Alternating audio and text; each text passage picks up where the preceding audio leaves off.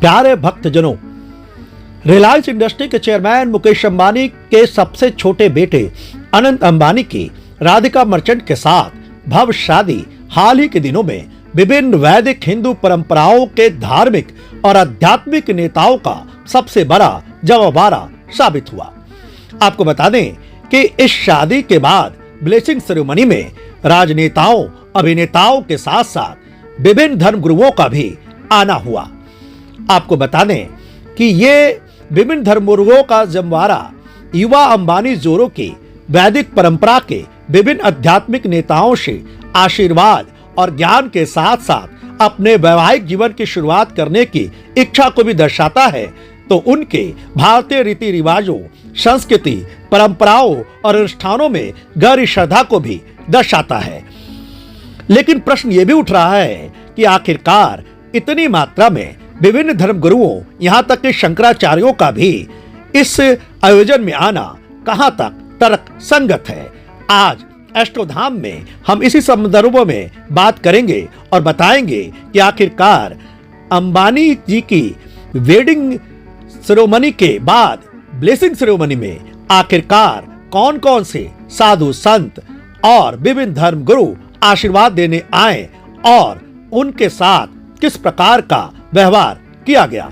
लेकिन इसके पहले आप हमारे चैनल एस्ट्रोधाम को सब्सक्राइब जरूर कर लें यदि नहीं किया है तो, और हाँ, इस वीडियो को अंत तक जरूर देखें क्योंकि एक साथ इतने धर्मगुरुओं के दर्शन शायद ही सहजता से प्राप्त होते हैं।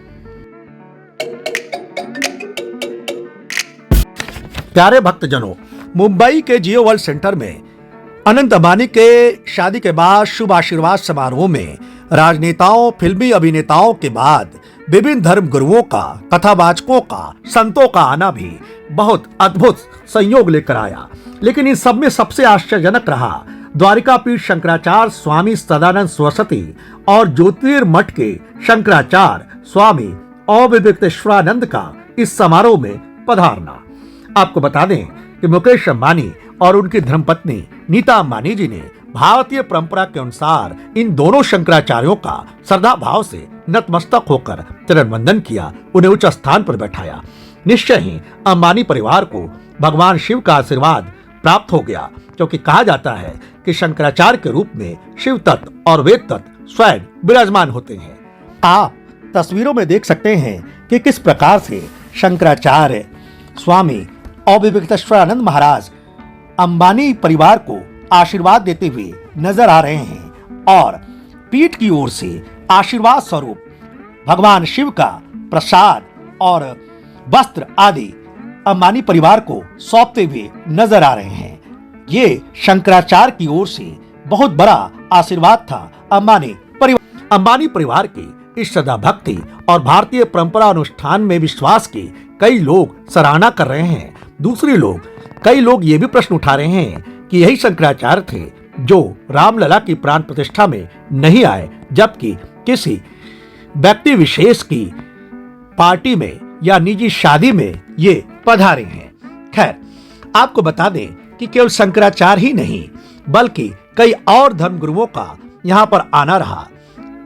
तुलसी पीठ के आचार्य जगत गुरु रामभद्राचार्य भी यहाँ पर विराजमान थे और उनका अमिताभ बच्चन से मिलन बड़ा ही अद्भुत रहा। इसके अलावे स्वामी रामदेव भी अमिताभ बच्चन से मिलते हुए दिखाई दिए और उन्होंने अमिताभ बच्चन से बागेश्वरधाम सरकार आचार्य धीरेन्द्र शास्त्री से परिचय कराया और अमिताभ ने केवल औपचारिकतावश बागेश्वरधाम सरकार के सामने हाथ जोड़ लिए। ये पहला मौका रहा होगा जब बागेश्वरधाम सरकार के पास अमिताभ बच्चन ने हाथ जोड़े होंगे। हालांकि उन्होंने उनसे कोई बातचीत नहीं की और रामदेव के साथ ही हंसी मजाक में मशगूल दिखे।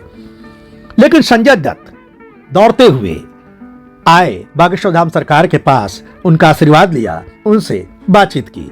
यहां हम अभिनेताओं की बात छोड़ दें तो प्रधानमंत्री नरेंद्र मोदी की भी एक फोटो वायरल हो रही है जिसमें वो बागेश्वरधाम सरकार से सामने हाथ जोड़े हुए दिखाई दे रहे हैं। ये पहला मौका था जब बागेश्वरधाम सरकार के पास प्रधानमंत्री नरेंद्र मोदी इस प्रकार से खड़े थे। खैर, प्रधानमंत्री नरेंद्र मोदी ने अत्यंत विनम्रता के साथ शंकराचार्यों का भी आशीर्वाद लिया और आपको बता दें कि शंकराचार्यों ने भी उन्हें आशीर्वाद दिया और ज्योतिर्मठ के शंकराचार्य स्वामी अविवेश्वरानंद ने अपने गले से शिव कवच वाली माला उतारकर प्रधानमंत्री जी के गले में डाल दी तो द्वारिका पीठ शंकराचार्य स्वामी सदानंद सरस्वती ने उन्हें दुशाला उठाया और उन्हें आशीर्वाद दिया। अब हम बात करते हैं बागेश्वर धाम सरकार आचार्य धीरेन्द्र शास्त्री की। तो आपको बता दें कि जब आचार्य धीरेन्द्र शास्त्री इस ब्लेसिंग सेरेमनी में भाग लेने मुंबई एयरपोर्ट पर पहुंचे तो वहां अंबानी जी के प्रतिनिधियों ने उनका बहुत स्वागत किया, दुशाला उठाया और उन्हें आदर पूर्वक सभा स्थल तक ले आए। आपको बता दें कि जब आचार्य धीरेन्द्र शास्त्री सभा स्थल पर पहुंचे तो उनके साथ स्वामी अवधेशानंद गिरी भी थे। ठीक उसी समय ग्रेट खली का भी पदार्पण हो गया और ग्रेट खली इन सभी संतों के बीच में खड़े होकर फोटो खिंचाने लगे। यह थोड़ा अटपटा जरूर लगा, हालांकि अच्छा होता कि ग्रेट खली केवल संतों को ही फोटो खिंचवाने देते। खैर, आपको बता दें इन सब के बीच भी बाबा बागेश्वर धाम सरकार बड़ी सहजता के साथ अपने बड़े साधु संतों के चरण स्पर्श करते उनका आशीर्वाद लेते हुए दिखाई दिए। उन्होंने अपने गुरु जगत गुरु स्वामी रामभद्राचार्य के चरणों में लेटकर आशीर्वाद लिया। सभी संत जन रामभद्राचार्य जी के चारों ओर खड़े हुए दिखाई दिए। आपको बता दें कि बाबा बागेश्वरनाथ ने स्वामी रामदेव को गले लगाया, आचार्य बालकृष्ण से बात की और इसी बीच और भी राजनेता बागेश्वर धाम सरकार के आसपास देखे गए। प्रधानमंत्री जी की बात छोड़ दें तो पूर्व राष्ट्रपति रामनाथ कोविंद भी उनके सामने हाथ जोड़े खड़े दिखाई दिए। इसके अलावे मनोज तिवारी जी और प्रसिद्ध एंकर सुधीर चौधरी भी उनके साथ तस्वीरें खिंचाते हुए दिखे। यह बागेश्वर धाम सरकार का अपना प्रताप था।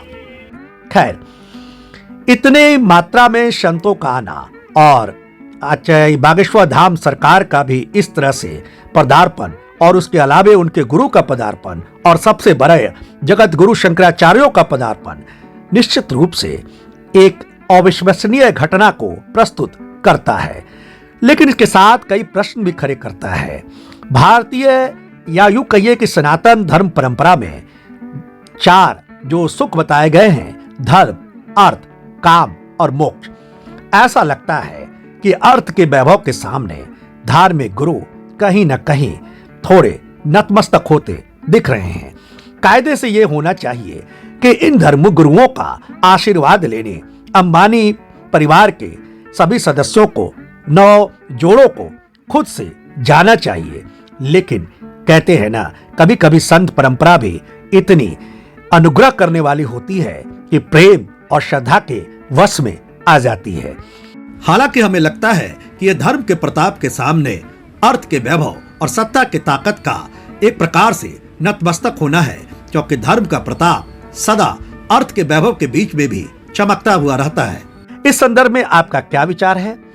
क्या यह संतों की प्रेम और श्रद्धा भाव को स्वीकारना है या वास्तव में अर्थ परंपरा का वैभव है?